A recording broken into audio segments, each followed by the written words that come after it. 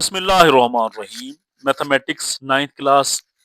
आज हम 1.1 का very very important question number जो 4 है वो करेंगे।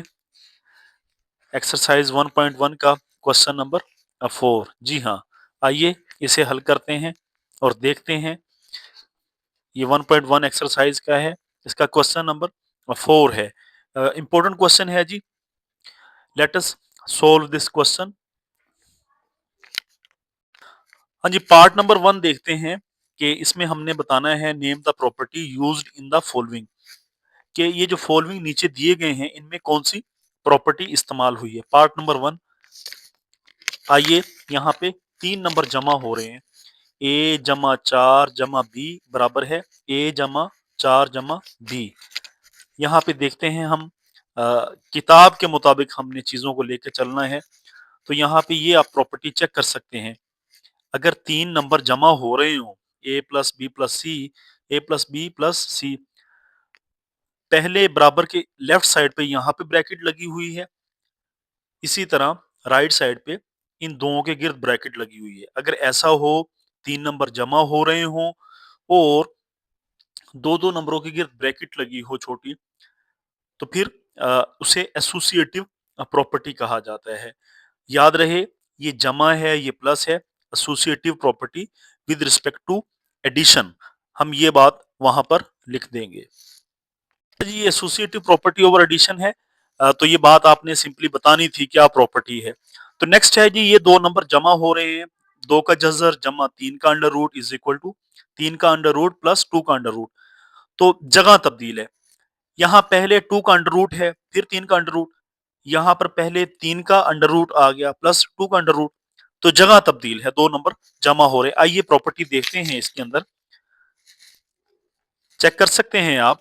प्रॉपर्टी नंबर सेकंड जो है, A plus B is equal to B plus A, यानी कि ए और बी जमा हो रहे हैं। यहाँ पे पहले नंबर पे ए है फिर बी, यहाँ पे पहले बी है फिर ए।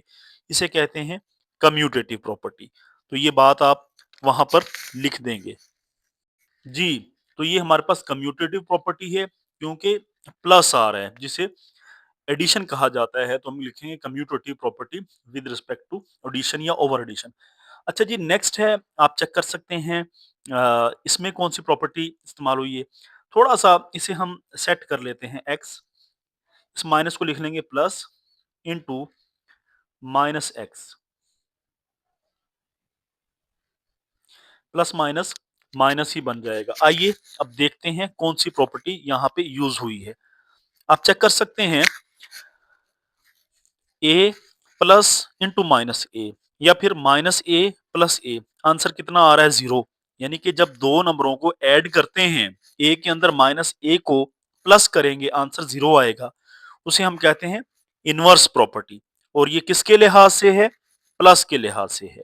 तो हम सिंपल वहां पे लिखेंगे inverse property with respect to addition. तो सिंपली आप एडिटिव इनवर्स भी लिख सकते हैं। अच्छा जी, ये जो चेक करें आप, ये ब्रैकेट है बाहर ए, इसके अंदर मल्टीप्लाई हो रहा है। अच्छा, ये भी ध्यान रहे, जो ए है वो लेफ्ट साइड से मल्टीप्लाई हो रहा है, यानी जो बाईं तरफ है, ये बाईं तरफ है, लेफ्ट। तो ए जब बी ए बी हो जाएगा प्लस ए ए सी, यानी ए इसे डिस्ट्रीब्यूट हो गया। ऐसे समझे जैसे हम कोई चीज बांट रहे हैं, जैसे टाफियां बांट रहे हैं। ये टाफी है, ये टाफी इसे भी दे दो और ये टाफी इसे भी दे दो। तो ए जब इसे मिलेगा ए बी बन गया, प्लस ए जब इसे मिलेगा ए सी बन गया। तो ए बेसिकली डिस्ट्रीब्यूट हुआ है, ए तकसीम हुआ है, ए हमने दे दिया है बी को और सी को भी। कौन सी साइड से? लेफ्ट साइड से। तो हम इसे कहेंगे लेफ्ट डिस्ट्रीब्यूटिव प्रॉपर्टी। जी हाँ, आइए देखते हैं।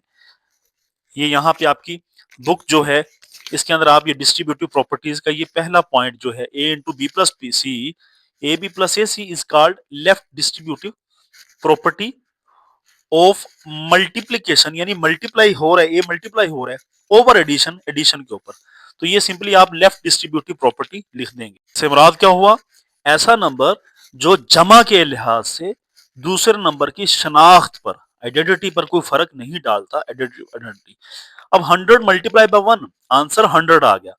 अब लिहाजा 100 था 100 ही आ गया, यहाँ पे 16 था 16 ही आ गया, लेकिन यहाँ पे जमा 0 हो रहा था, एडिटिव आइडेंटिटी है।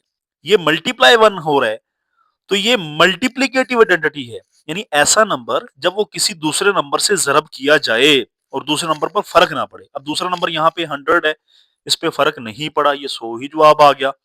तो फिर हम इस नंबर को जो मल्टीप्लाई जिससे हो रहा है, इस 1 को मल्टीप्लिकेटिव आइडेंटिटी कहेंगे। आइए सिंपली ये बात लिख दें यहाँ पे। इसी तरह अब ये 3 नंबर मल्टीप्लाई हो रहे हैं, लेकिन दरमियान में कौन सी अलामत है? मल्टीप्लिकेशन की। यहाँ ब्रैकेट इधर है, यहाँ इधर है। 4 ज़रब 5 ज़रब 8 कितना हो जाएगा? 40। 40 ज़रब 4 कितना हो जाएगा? 160। 4 ज़रब 5 कितना हो गया? 20। 20 ज़रब 8 160। यानी कि जवाब पे फर्क नहीं पड़ेगा आपका, लेकिन पहले यहाँ पे इस ब्रैकेट को हल करना है, फिर उसके साथ मल्टीप्लाई। यहाँ पर इस ब्रैकेट को हल करना है, उसके साथ मल्टीप्लाई।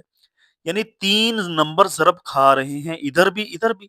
जस्ट यहाँ ब्रैकेट इधर लगा दी और इधर इधर लगा दी, तो इसे कहेंगे associative law, associative property over multiplication. इससे पहले आपको याद हो, हमने पहला ही पार्ट किया था, उसमें भी 3 नंबर थे। एसोसिएटिव प्रॉपर्टी ओवर एडिशन थी, ये प्लस के एतबार से। तो that is associative property with respect to multiplication. यानी 3 नंबर है तो वो एसोसिएटिव होगा। ये बात सिंपली यहां पर लिख दी। इसी तरह A B is equal to B A, यानी पहले ए मल्टीप्लाई बाय बी वो बराबर होगा बी मल्टीप्लाई बाय ए। तो इस प्रॉपर्टी को हम किताब से आप देख सकते हैं जी, A B multiply by B A. तो इसे कौन सी प्रॉपर्टी कहा जाएगा? Commutative property. यानी 2 ज़रब 3 करें या 3 ज़रब 2 करें, आंसर 6 आएगा। तो इसे कम्यूटेटिव प्रॉपर्टी कहते हैं।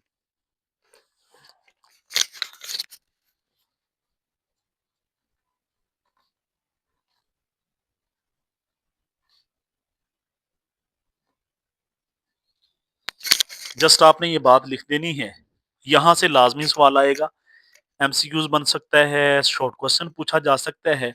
अगर आपको मेरी वीडियो पसंद आ रही है, समझ आ रही है बात की, लाइक करना, सब्सक्राइब करना, शेयर करना ना भूलिएगा। कमेंट सेक्शन पे कमेंट करना ना भूलिएगा। Thank you very much. मिलते हैं नेक्स्ट वीडियो में।